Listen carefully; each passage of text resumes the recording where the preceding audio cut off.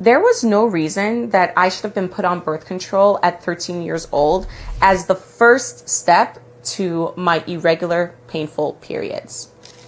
Because when I went into the doctor's office, there was no explanation as to why I could be experiencing the irregularity. There was no deep dive into the stressors that I was facing because, yes, as a 13-year-old, I had stressors. No deep dive into what was going on in terms of nutrition in our household. And there was no look into our hormones and even PCOS history within my family.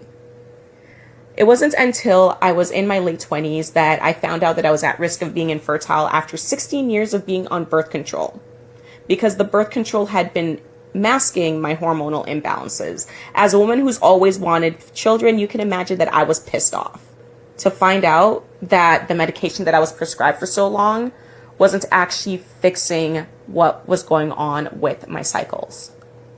I've now had 21 natural cycles.